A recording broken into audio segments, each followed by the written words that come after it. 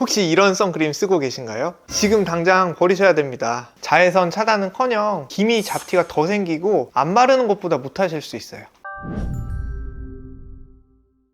안녕하세요. 피부과 전문의 피부다빈치 전인경입니다. 가끔 환자분들 중에서 원장님, 저는 선크림 매일매일 꼬박꼬박 바르는데도 기미주름도 심해지고 피부가 점점 상하는 것 같아요 하시는 분들이 계시거든요. 이게 선크림도 잘못 바르게 되면 오히려 피부가 더 빨리 늙고 오히려 안 바르는 것만 못할 수가 있거든요. 제가 말씀드리는 경우에 해당된다면 그냥 선크림 버리는 게 낫습니다. 먼저 선크림 성분이 피부와 맞지 않는 경우인데요, 민감성 피부에서는 선크림을 바르고서 자극이 되거나 따가운 경우가 있습니다. 이건 화학적 자외선 차단제 성분인 옥시벤존이나 아보벤존 성분 때문인데요, 지성 피부에서는 너무 유분감 많은 제품을 사용하면 번들거림이 심해지거나 트러블이 심하게 올라올 수 있고요. 그리고 많이들 간과하시는 게 상한 선크림을 바르는 경우입니다. 간혹 유통기한이 지났거나 뜨거운 차 안에 둬서 선크림이 상하는 경우가 있는데요, 제형이 기름층과 수분층으로 분리가 되거나 이상한 냄새가 날 수도 있어요. 바르면 뭉치거나 미끈거리거나 들뜨는 현상이 생기고요. 혹시 이 선크림 상했나 하는 생각이 들더라도 뭐 큰일 아니겠지 하고 얼굴에 그대로 바르시거나 아니면 아깝다고 몸에라도 펴바르시는 분들이 계시거든요. 이런 경우에는 자외선 차단 성분이 분해된 상태로 바르는 거라서 안 바른 거나 다름없는 상태일 수가 있고요, 세균이 번식해서 피부 트러블이 생길 수가 있습니다. 또 성분이 변질되면서 피부에 자극을 줘서 따갑거나 가려운 현상이 생길 수 있어요. 제형이 이상해져서 상한 게 의심된다면 사용하지 마시고 그대로 버려주시는 게 맞습니다. 클렌징을 잘못한 경우에도 문제가 생깁니다. 너무 클렌징을 안 하거나 너무 과하게 하거나, 선크림을 발랐는데 아예 안 씻고 주무신다, 피부에 문제가 생길 수가 있습니다. 피곤해서 그냥 주무시고 나서 트러블 올라와서 진료 보시는 분들도 많이 있고요. 특히 여름철에는 조심하셔야 되는데 모공에 잔여물들이 남아서 모공이 막히게 되고 세균이 증식하면서 덧날 수가 있어요. 반면에 선크림을 깨끗하게 씻는다고 너무 과도하게 씻게 되면 문제가 될 수 있습니다. 아주 자극적인 세안제로 2중, 3중 세안을 하시게 되면 피부 장벽이 손상되면서 피부가 민감해지고 예민해집니다. 이런 경우에는 피부가 회복될 때까지 선크림 사용과 과도한 세안을 중단하셔야 됩니다. 제가 사실 지성 민감성 피부인데요, 제가 피부과 수련 받기 전에 유분감이 많은 크림을 사용했다가 여드름이 확 올라온 적이 있었거든요. 그래서 이거 선크림이 남아있어서 그런가 보다 하고 굉장히 강하게 세안을 했어요. 그랬더니 피부가 점점 더 예민하고 민감해지더라고요. 그래서 한동안 고생한 적이 있습니다. 지금은 조금 유분감 없는 걸 쓰고 있고 무기자차 성분으로 자극감 없는 제품을 쓰고 있습니다.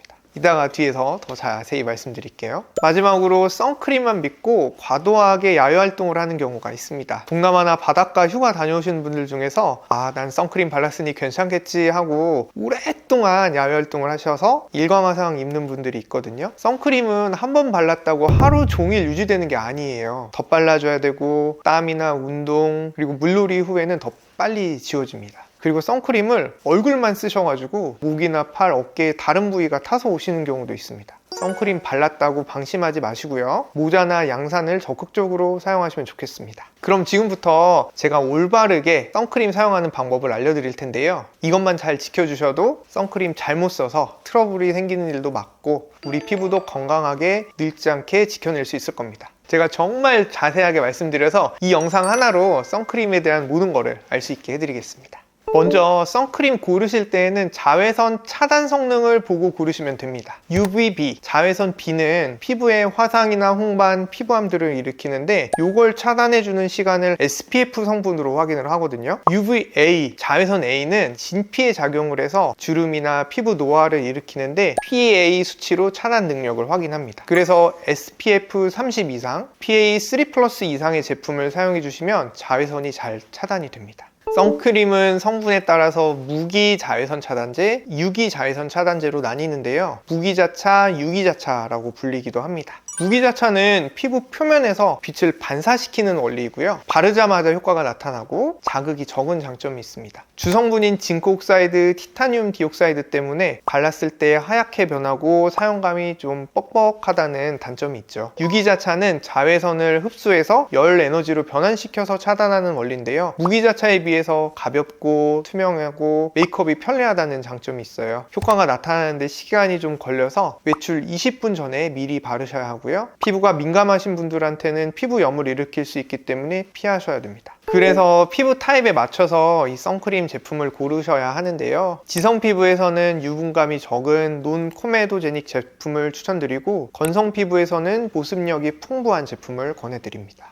일반 피부에서는 유기자차나 무기자차 중에서 취향에 맞는 대로 고르셔도 되는데요. 민감성 피부나 6개월 이상 된 아이들한테서는 유기자차보다는 무기자차를 추천드리고요. 6개월 미만 아이들은 선크림 사용은 권장하지 않고요. 양산 등으로 차단해 주셔야 합니다. 아까 SPF 30 이상, PA3+ 이상 제품을 사용하라고 말씀을 드렸는데요. 사실 이 수치는 권장량을 충분히 사용했을 때가 의미가 있거든요. 얼굴 기준으로 권장량은 500원 동전 크기나 손가락 2마디 정도를 발라줘야 되는데, 이게 양이 꽤 많기 때문에 실제로 이렇게 쓰는 분들은 드뭅니다. 그래서 현실적으로는 SPF 50 이상, PA3+ 이상을 사용하시도록 추천드려요. 그래도 나는 최대한 원칙대로 바르겠다 하시는 분들은 한 번에 이만큼의 양을 다 발라버리면 뭉치거나 백탁 현상이 생길 수가 있어요. 그래서 레이어링 방식으로 나눠서 여러 번 펴바르시는 게 좋습니다. 레이어링 방식은 선크림을 한 번에 얼굴에 쫙 도포해서 전체적으로 이렇게 펴바르는 게 아니라 소량을 이렇게 도포한 다음에 살짝 펴발라 주시고, 전체적으로 흡수가 된 다음에 다시 좀 덜어서 또 발라주시고 펴주시고, 이런 방식을 몇 번 반복해서 바르시는 겁니다. 이렇게 하시면 여성분들 화장하실 때도 선크림이 뭉쳐 있지 않아서 좀 더 메이크업 하실 때도 더 편하게 하실 수가 있습니다. 메이크업 하실 때는 기초 화장품이 다 흡수된 이후에 선크림 발라주시면 되고요. 몇 분 기다린 뒤에 메이크업을 하시면 됩니다. 보통 아침에 선크림 바르고 메이크업하고 나가신 다음에는 그 위에다 다시 선크림 바르기는 좀 어려운데요. 이럴 경우에는 선스틱과 선쿠션으로 위에 조금씩 덧발라서 사용해 주시면 됩니다. 그리고 요거는 많이들 모르시는 꿀팁인데요. 입술에는 선크림 바르기가 좀 애매하잖아요. 근데 입술이 자외선을 그대로 받으면 입술 주름이 생기는 경우가 굉장히 많습니다. 얼굴이 늙어 보이는 이유 중에 하나이기도 하고요. 그래서 평소에 자외선 차단 기능이 있는 립밤을 사용하시면 좋습니다. SPF 립밤이나 선 립밤 등 검색하면 많이 나오실 거예요. 꼼꼼하게 선크림을 발랐어도 땀이나 피지, 마찰 때문에 선크림 바른 효과는 한 2시간, 3시간 안에 떨어집니다. 그래서 오전에 바르면 점심에는 효과가 다 떨어지니까 점심 이후에 한 번 더 덧바르시면 좋고요. 특히 물놀이나 야외 활동하실 때는 더 빨리 효과가 사라지기 때문에 수시로 덧발라주세요. 특히 한여름에는 선크림만 믿지 마시고 모자나 양산, 선글라스 같은 물리적 차단 방법을 함께 사용해 주시면 좋습니다.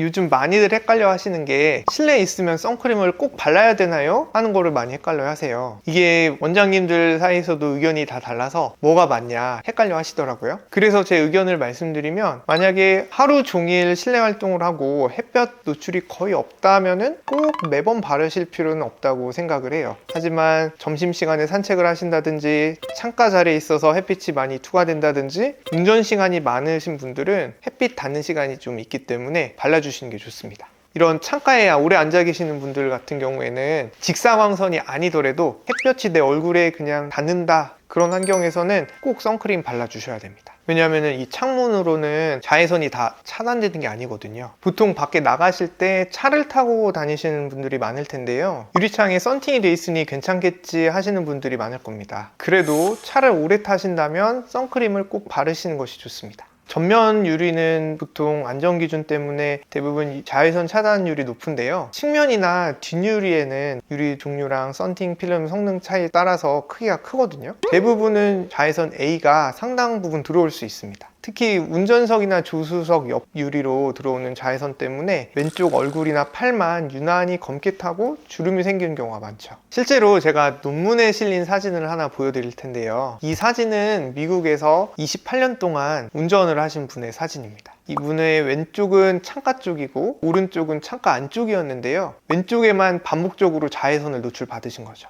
이 사진을 보시면 왼쪽 얼굴은 주름이 깊고 피부가 더 처져 있고 탄력 저하가 뚜렷하고요. 오른쪽 얼굴은 상대적으로 매끈하고 덜 노화된 얼굴입니다. 두 얼굴이 마치 다른 사람처럼 보일 정도로 차이가 극명한데요. 이렇게 된 원인은 UVA 자외선 때문입니다. UVB는 대부분 유리창에서 차단되지만 UVA는 유리를 그대로 통과해서 피부 진피층까지 침투를 합니다. 그래서 매일 같은 방향으로 햇빛을 누적받은 얼굴 쪽만 주름과 광노화가 집중적으로 진행된 거죠. 그래서 차에서도 꼭 선크림을 사용해 주셔야 합니다. 선크림은 바르는 것만큼이나 세안 방법이 중요한데요. 꼭 세안을 해주시되 너무 자극적으로 씻지 않는 게 팁인데요. 보통 1차 세안으로는 클렌징 오일이나 밀크를 사용해 주셔서 세안해 주시면 되고요. 2차로는 클렌징 폼으로 세안해 주시면 좋습니다. 특히 여드름 피부에서는 클렌징 오일 사용을 피해 주셔야 되고요. 클렌징 밀크를 사용해 주시는 게 좋습니다. 만약에 이중 세안 하시는 게 힘들고 귀찮다고 하시면 잘 지워지는 이지워시 제품을 사용하시는 것도 좋습니다.